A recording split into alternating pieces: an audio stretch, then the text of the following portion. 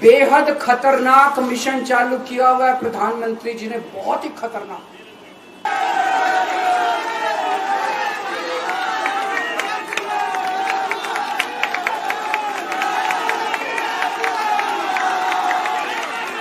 भारत माता की, भारत माता की, इनकलाब, वंदे वंदे।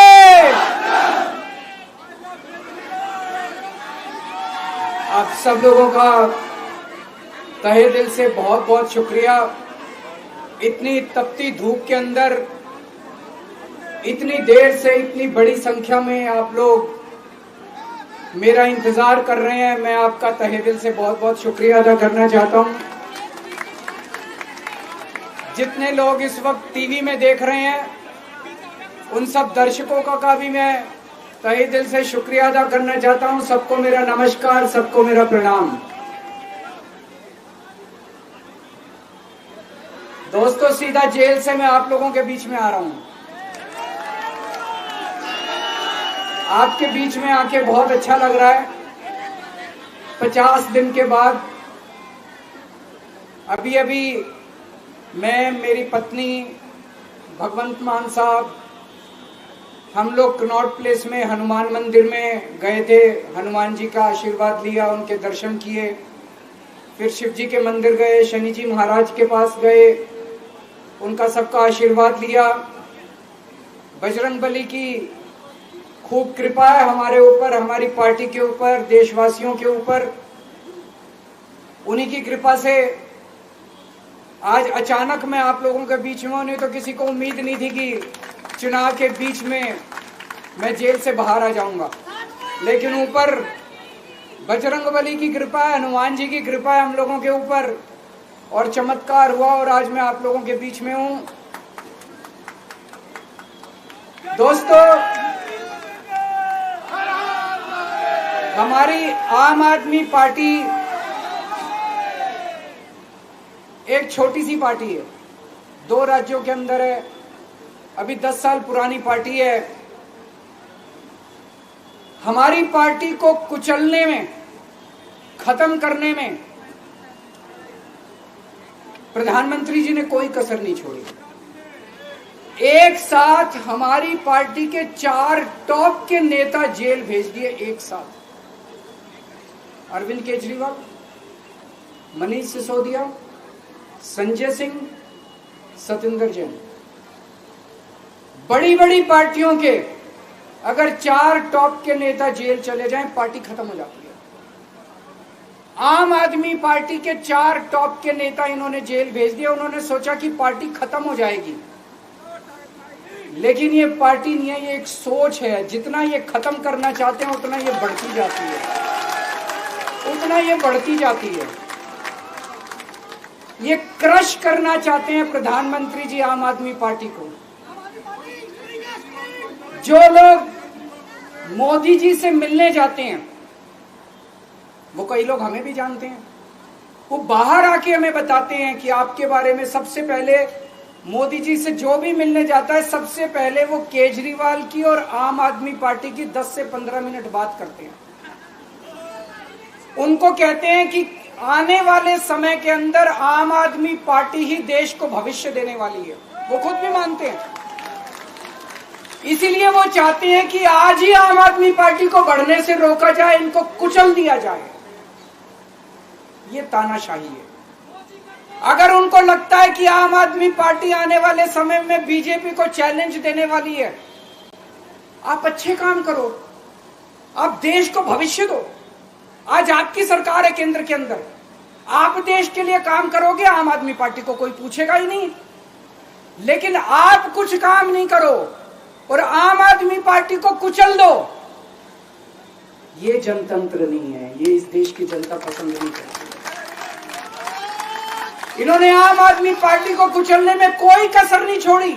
छोटे से लोग हैं हम लोग, छोटी सी पार्टी है। 75 साल के अंदर इस कदर किसी पार्टी को और उसके नेताओं को प्रताड़ित नहीं किया गया जिस तरह से प्रधानमंत्री मोदी जी ने आम आदमी पार्टी को प्रताड़ित करने की कोशिश की है। मेरे को इन्होंने जेल भेज दिया। प्रधानमंत्री जी कह रहे हैं मैं भ्रष्टाचार से लड़ रहा हूं। देश के सबसे बड़े चोर, उचक्के और डकैतों को उन्होंने अपनी पार्टी में शामिल कर लिया। जिन लोगों को 10 दिन पहले मोदी जी कहते थे 70,000 करोड़ का इसने घोटाला कर दिया, थोड़े दिन के बाद उसी आदमी को अपनी पार्टी में शामिल करके किसी को डिप्टी सीएम बना देते हैं, किसी को मंत्री बना देते हैं और उनके सारे ईडी और सीबीआई के मामले खत्म कर देते हैं और कहते हैं मैं भ्रष्टाचार से लड़ रहा हूं। मैं मोदी जी को कहना चाहता हूं, भ्रष्टाचार से अगर लड़ाई लड़नी है तो केजरीवाल से सीखो। प्रधानमंत्री जी, भ्रष्टाचार के खिलाफ लड़ाई केजरीवाल ने लड़ी है। 2015 में जब दिल्ली में हमारी सरकार बनी थी, हमारे एक मंत्री का एक ऑडियो मेरे पास किसी ने व्हाट्सएप कर दिया। उस ऑडियो में मेरा मंत्री किसी दुकान वाले से 5 लाख रुपए मांग रहा था। किसी मीडिया वाले को नहीं पता था, विपक्ष को नहीं पता था। आप लोगों को याद होगा, मैंने अपने खुद मंत्री को सीबीआई के हवाले कर दिया, जेल भेज दिया था अपने मंत्री को। ये होती है भ्रष्टाचार के खिलाफ लड़ाई। पंजाब के अंदर मेरा एक मंत्री भ्रष्टाचार में, मेरे को पता चला कि वो पैसे मांग रहा है। वहां पे मान साहब ने उसको, किसी को भी, विपक्ष को नहीं पता था, मीडिया को नहीं पता था, हमने अपने मंत्री को उठा के जेल में भेज दिया। तुम देश के सारे चोर उचक्के डकैतों को अपनी पार्टी में शामिल कर लो और केजरीवाल को जेल भेज दो और कहो मैं भ्रष्टाचार के खिलाफ लड़ रहा हूं। तो आप भ्रष्टाचार के खिलाफ नहीं लड़ रहे प्रधानमंत्री जी। आप देशवासियों को बेवकूफ मत समझो। देश बच्चे बच्चे की जुबान के ऊपर हो रहा है कि सारे चोर चक्कों को अपनी पार्टी में शामिल करके और ईडी और सीबीआई के सारे केस उनके रफा दफा कर दो। केजरीवाल को क्यों गिरफ्तार किया? केजरीवाल को गिरफ्तार करके उन्होंने एक मैसेज दिया है सारे देश को कि अगर मैं केजरीवाल को गिरफ्तार कर सकता हूं तो किसी को भी गिरफ्तार कर सकता हूं। कोई केस नहीं होगा, कोई मामला नहीं होगा, तब भी मैं तुमको गिरफ्तार कर सकता हूं। एक बेहद खतरनाक मिशन चालू किया हुआ है प्रधानमंत्री जी ने, बहुत ही खतरनाक। देशवासियों को यह समझने की, अब जब मैं बोलने जा रहा हूं, समझने की जरूरत है। उस मिशन का नाम है वन नेशन वन लीडर। देश के सारे नेताओं को खत्म करना चाहते हैं मोदी जी और इसको 2 स्तर के ऊपर इस मिशन को चला रहे हैं। जितने विपक्ष के नेता हैं उनको जेल भेजेंगे और जितने बीजेपी के नेता हैं उनको सबको निपटा देंगे, उनकी राजनीति खत्म करते जाएंगे, उनको सबको निपटाते जाएंगे। विपक्ष के अंदर आज इन्होंने मनीष सिसोदिया को जेल भेज दिया, संजय सिंह को जेल भेज दिया, सत्येंद्र जैन को जेल भेज दिया, केजरीवाल को जेल भेज दिया, हेमंत सोरेन को जेल भेज दिया, ममता दीदी के कई मंत्रियों को जेल भेज दिया, स्टालिन के कई मंत्रियों को जेल भेज दिया, केरला के सीएम के पीछे पड़े हैं। अगर ये चुनाव जीत गए, मेरे से लिखवा लो एफिडेविट के ऊपर, थोड़े दिन के बाद ममता दीदी जेल में होंगी, तेजस्वी यादव जेल में होगा, स्टालिन साहब जेल के अंदर होंगे, पिनरई विजयन जेल के अंदर होंगे, उद्धव ठाकरे जेल के अंदर होंगे, जितने विपक्ष के नेता ये सारे जेल के अंदर होंगे। अगर ये चुनाव जीत गए, इन्होंने बीजेपी का एक नेता नहीं छोड़ा। आडवाणी जी की राजनीति खत्म कर दी इन्होंने, मुरली मनोहर जोशी की राजनीति खत्म कर दी, सुमित्रा महाजन की, शिवराज सिंह चौहान जिसने मध्य प्रदेश का चुनाव जीत के दिया इन लोगों ने, शिवराज सिंह चौहान ने उसको मुख्यमंत्री नहीं बनाया, उसकी राजनीति खत्म कर दी। वसुंधरा राजे की राजनीति खत्म कर दी इन्होंने, खट्टर साहब की राजनीति खत्म कर दी, डॉक्टर रमन सिंह की राजनीति खत्म कर दी। अब अगला किसका नंबर है? योगी आदित्यनाथ। अगर ये चुनाव जीत गए, मेरे से लिखवा लो, 2 महीने के अंदर उत्तर प्रदेश का मुख्यमंत्री बदल देंगे। योगी आदित्यनाथ की राजनीति खत्म करेंगे, उनको भी निपटा देंगे।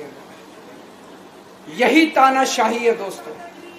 वन नेशन वन लीडर ये चाहते हैं, एक ही तानाशाह इस देश के अंदर बचेगा, एक ही तानाशाह इस देश के अंदर बचेगा। हमारा देश बहुत महान है, 4000 5000 साल पुराना हमारा देश है। इसके पहले पिछले 4000 साल में कई मौके आए जब इस देश के ऊपर तानाशाहों ने कब्जा करने की कोशिश की, लेकिन हमारे देश के लोगों ने उन तानाशाहों का तख्ता उखाड़ के फेंक दिया। जब जब हमारे देश में ऐसा मौका आया कि तानाशाह ने हमारे देश के ऊपर कब्जा करने की कोशिश की, इस देश की जनता ने उसका तख्ता उखाड़ के फेंक दिया। आज एक तानाशाह इस देश से जनतंत्र खत्म करना चाहता है। आज एक तानाशाह इस देश से लोकशाही खत्म करना चाहता है। मैं पूरे तन मन धन से लड़ रहा हूं, संघर्ष कर रहा हूं उस तानाशाह के खिलाफ। 140 करोड़ लोगों का साथ चाहता हूं मैं। मेरे अकेले के करने से नहीं होगा।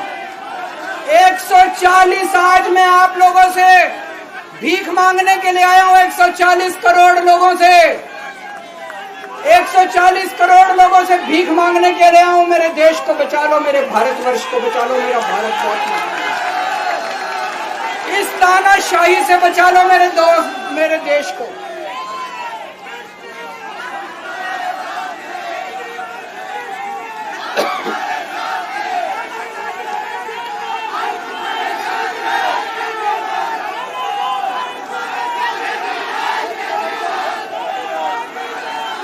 मैं सुप्रीम कोर्ट का बहुत बहुत शुक्रिया अदा करना चाहता हूं। उन्होंने 21 दिन दिए हैं, एक एक दिन में 24 घंटे हैं। मैं एक दिन में 24 में से 36 घंटे काम करूंगा। पूरे देश भर में घूमूंगा इस तानाशाही को रोकने के लिए। दोस्तों, जितनी मेरे अंदर ताकत है, मेरा सब कुछ कुर्बान है देश के लिए। मेरा तन मन धन सब कुछ कुर्बान है मेरे देश के लिए। मेरे खून का एक एक कतरा मेरे देश के लिए, मेरे शरीर का एक एक कतरा, मेरी जिंदगी का एक एक पल मेरे देश के लिए। मेरे देश को बचाने के लिए मैं पूरे देश में जाऊंगा। दोस्तों, अब एक बहुत महत्वपूर्ण बात करने जा रहा हूं, उसको ध्यान से सुनना। ये लोग इंडिया गठबंधन से पूछते हैं आपका प्रधानमंत्री कौन होगा। मैं बीजेपी से पूछता हूं आपका प्रधानमंत्री कौन होगा। आप लोग सोच रहे होंगे केजरीवाल क्या बात कर रहा है, मोदी जी होंगे। नहीं, मोदी जी अगले साल 17 सितंबर को 75 साल के हो रहे हैं। बीजेपी के अंदर मोदी जी ने 2014 में मोदी जी ने खुद ने रूल बनाया था कि बीजेपी के अंदर जो भी 75 साल का होगा उसको रिटायर कर दिया जाएगा। सबसे पहले आडवाणी जी को रिटायर किया गया, उसके बाद मुरली मनोहर जोशी जी को रिटायर किया गया, फिर सुमित्रा महाजन को रिटायर किया गया, फिर यशवंत सिन्हा को रिटायर किया गया। अब मोदी जी अगले साल 17 सितंबर को रिटायर होने वाले हैं। तो मैं बीजेपी से पूछना चाहता हूं आपका प्रधानमंत्री का दावेदार कौन है। दोस्तों, अगले साल 17 सितंबर तक अगर इनकी सरकार बनी, तो उस पर भी आऊंगा मैं। अगर इनकी सरकार बनी तो पहले अगले 2 महीने में योगी जी को निपटाएंगे ये, और उसके बाद मोदी जी के सबसे खास अमित शाह को ये प्रधानमंत्री बनाएंगे।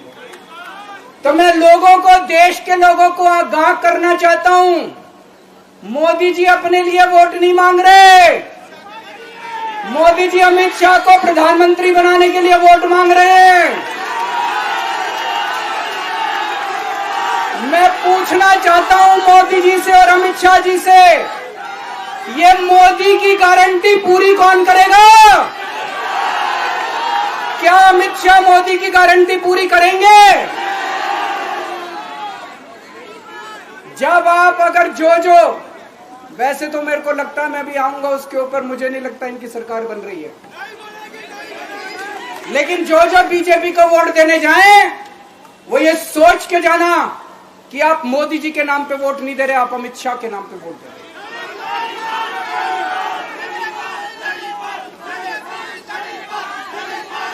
अब एक खुशखबरी आप लोगों के लिए, अब एक खुशखबरी है, सबको बता देना, जो मैंने बातें कही है बड़ी सोच समझ के कही है। वहां बैठ के यही सोच रहा था 50 दिन से।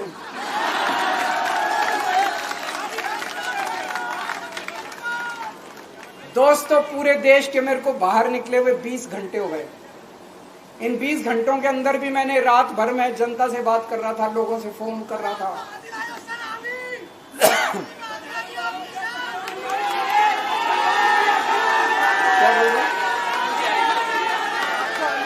रात को आंधी आई थी।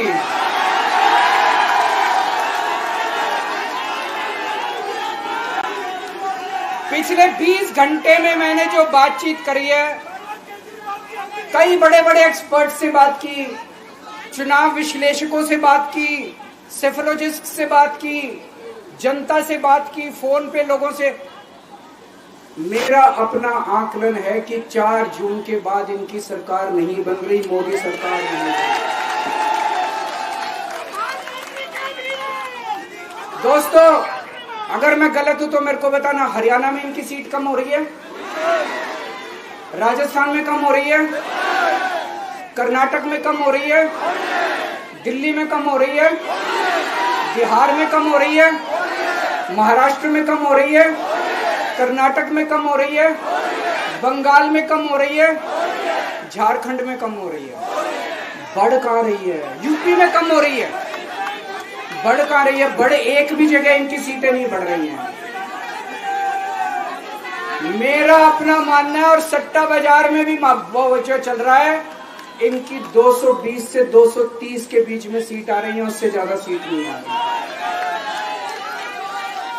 मोदी सरकार नहीं बन रही है, केंद्र में इंडिया गठबंधन की सरकार बन रही है। आम आदमी पार्टी उस सरकार का हिस्सा होगी। दिल्ली को पूर्ण राज्य दिलाएंगे।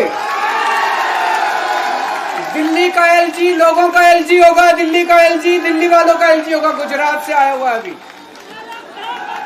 दिल्ली के लोगों का एलजी होगा, दिल्ली के लोगों का विकास होगा।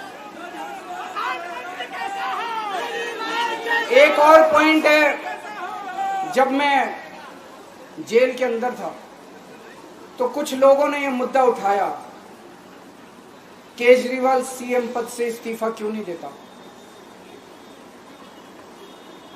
दोस्तों, केजरीवाल को कभी किसी पद का लालच नहीं हुआ।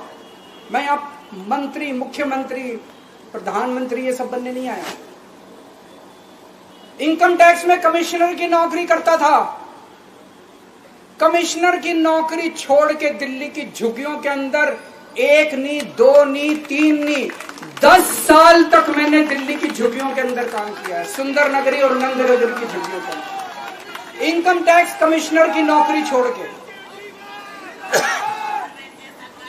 जब मेरे को दिल्ली की जनता ने पहली बार सीएम बनाया, असूलों के ऊपर 49 दिन के अंदर सीएम पद से इस्तीफा दे दिया था। एक चपरासी की नौकरी कोई नहीं छोड़ता।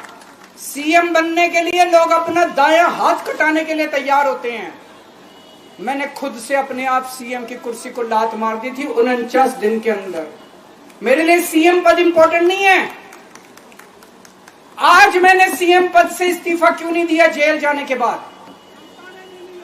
दोस्तों, पिछले 75 साल में भारतवर्ष में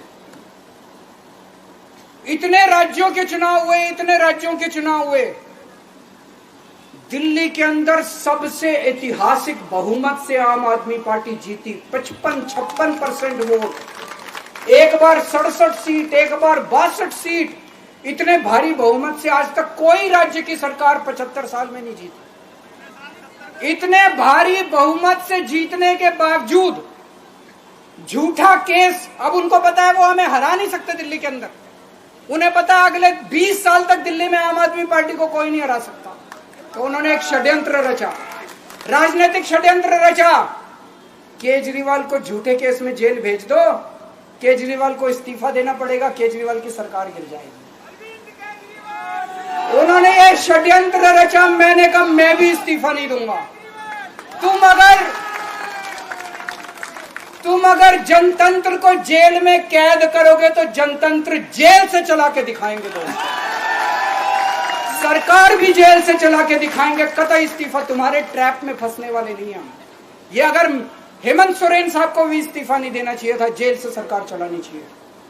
अगर हमने इस्तीफा दे दिया, ये तो बड़ा अच्छा इनके लिए। जिस राज्य के अंदर ये चुनाव हारेंगे उसके मुख्यमंत्री को पकड़ के जेल में डाल दो, सरकार गिरा दो, उसके मुख्यमंत्री को पकड़ के जेल में डाल दो, सरकार। आज मैं अगर दिल्ली की जेल के अंदर रह के दिल्ली की जेल से इस्तीफा नहीं दे रहा, वो इस तानाशाही के खिलाफ संघर्ष कर रहा हूं, इसको समझ लेना। केजरीवाल को किसी पद का लालच नहीं है, सीएम तो 100 सीएम की कुर्सी देश के नाम कुर्बान है। मुझे पता चला